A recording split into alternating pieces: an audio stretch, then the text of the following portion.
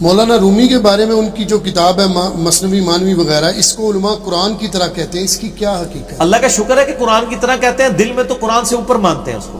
اللہ اس کا یہ یعنی ثبوت ہے کہ یہ درس قرآن نہیں دیتے ہیں، درس مثنوی مولانا روم دیتے ہیں. جبکہ قرآن میں کیا ہے؟ سورہ نام آیت نمبر 19 وَأُوحِيَ إِلَيَّ هَذَا الْقُرْآنُ لِأُنذِرَكُم بِهِ وَمَن بَلَغَ. اے نبی علیہ السلام آپ فرما دیجئے قرآن مجھے اس لیے وحی کیا گیا ہے تاکہ میں اس قرآن کے ذریعے تمہیں بھی تبلیغ کروں اور جس تک یہ قرآن پہنچ جائے وہ قرآن کے ذریعے تبلیغ کرے. انہوں نے قرآن آپ سے چھین کے آپ کو مولویوں کی کتابیں پکڑا دی ہیں.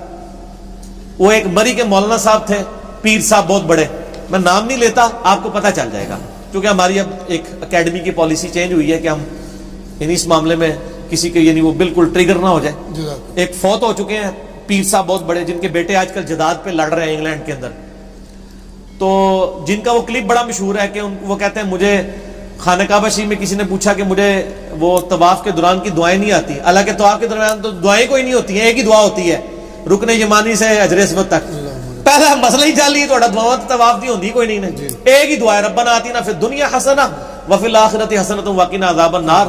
ابو داؤد میں حدیث ہے کہ نبی علیہ السلام رکن یمانی سے حجر اسود تک مستجاب دیوار کے سامنے سے چکر کاٹتے ہوئے دعا مانگ، باقی تو اوپن ہے آپ جو مرضی کریں. تو وہ کہتا ہے مجھے کسی نے آگے پوچھا تو میں نے کہا وہابیوں کو گالیاں دے دیا کرو اگر آپ کو طواف کعبہ کی دعائیں نہیں آتی تو یہ بھی ثواب کا کام ہے. یہ ان کا کلپ بڑا مشہور ہے، وائرل ہوا ہے. یہ وہی پیر صاحب ہیں جن کے بیٹے آپ لڑ رہے ہیں جداد کے اوپر.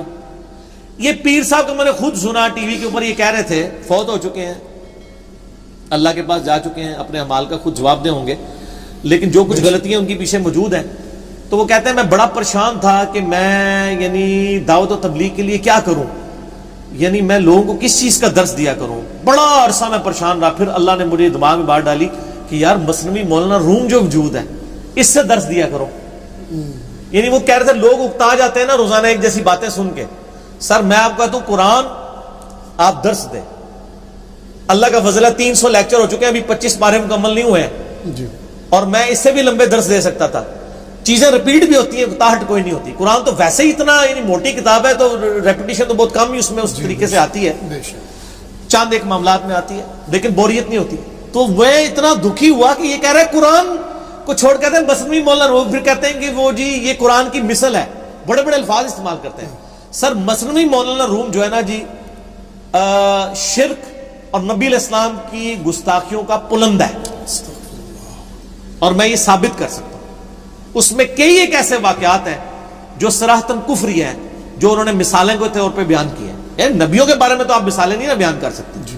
قرآن میں 2 جگہ ہے، سورہ بنی اسرائیل میں اور سورہ فرقان میں. اے نبی ذرا دیکھو تو تمہارے لیے مثالیں بیان کرتے ہیں، یہ گمراہ ہو گئے کبھی ہدایت نہیں پا سکتے. کافر بھی تو مثالیں بیان کرتے تھے. یا آپ نے اکثر مشہور واقعہ سنا ہوگا کہ جی وہ ایک موسیٰ علیہ السلام کو اللہ نے کہا، موسیٰ علیہ السلام کہیں سے گزر رہے تھے، انہوں نے ایک بندے کو دیکھا، اس نے کہا یا اللہ تو میرے پاس آئے میں تیرے بالوں میں کنگھی کروں تو جوتیاں پواواں کپڑے. تو موسیٰ علیہ السلام نے اس کو ڈانٹ دیا. تو اور کیا کرتے؟ موسیٰ علیہ السلام نے اس کو یہی سکھانا تھا نا کہ اللہ کی اسماء و صفات یہ نہیں ہے.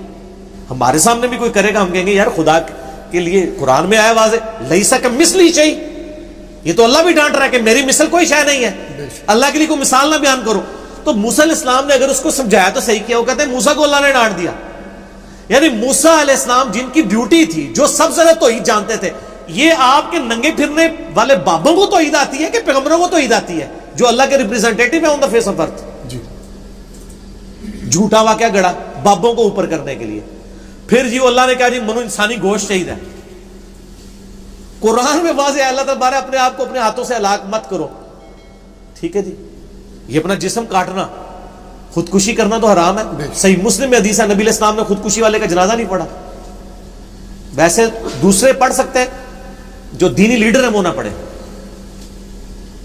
وہ کہتے ہیں جی گوشت تو بڑے بندیاں کو گئے، کسی نے گوشت نہیں دیا، ایک بندے نے کاٹ کے دیا، انہیں کہ ایتھو کٹا تیرا گاٹا لوے جھوٹیا نبی تے جھوٹ مارنا. اور پھر گوشت لے کے پہنچے، ہر جگہ کا تھوڑا تھوڑا گوشت لے کے پہنچے، جیسے ویسے کرنی پہ وہ دانت توڑنے والا جھوٹا واقعہ منسوخ کیا ہوا انہوں نے.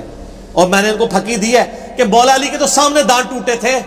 بخاری مسلم میں الفاظ ہے، سال ابن سعد السعدی کہتے ہیں اللہ کی قسم مجھے پتا ہے کہ نبی علیہ السلام کے جب دانت شہید ہوئے تھے کون حضور کا زخم دھوتا تھا. فاطمہ دھوتی تھی، پانی گراتی تھی حضرت علی دھوتے تھے، اور جب خون نہیں رکتا تھا تو فاطمہ نے ایک کاٹن کا کپڑا جلا کے اس کی راکھ رکھی تو آپ کا یہ خون رکا. مولا علی کے سامنے دانت ٹوٹے ہیں، مولا علی تو اپنے دانت نہیں توڑے ہیں، تسی کہتے ویسے کرنی نے باندھ دیتے ہیں دانت، جھوٹے ہو.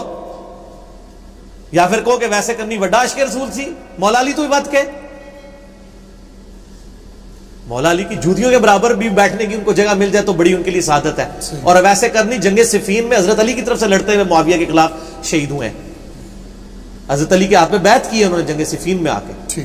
پوری زندگی انہوں نے کسی جنگ میں حصہ نہیں لیا، لیکن جب صفین کا موقع ہے تو حضرت علی کے ساتھ ہوئے ہیں. وہ ان کو پتا تھا یہ حق و باطل کی لڑائی ہے، یہ کوئی چھوٹی لڑائی نہیں تھی.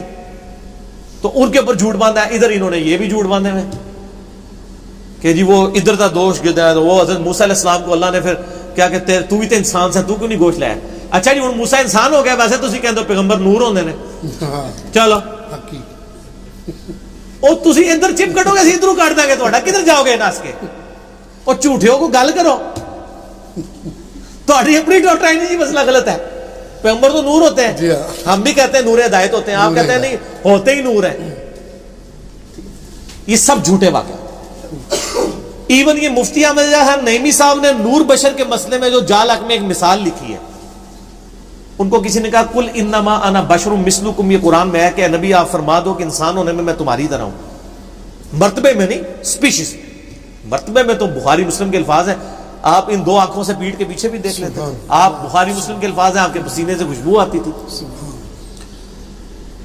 تو اس کی تشریح کرتے ہوئے لکھتے ہیں وہ کہ اس آیت کا مطلب یہ ہے کہ جیسے شکار جو ہے نا وہ تیتر اور بٹیر کی آواز نکالتا ہے تیتر اور بٹیر کو شکار کرنے کے لیے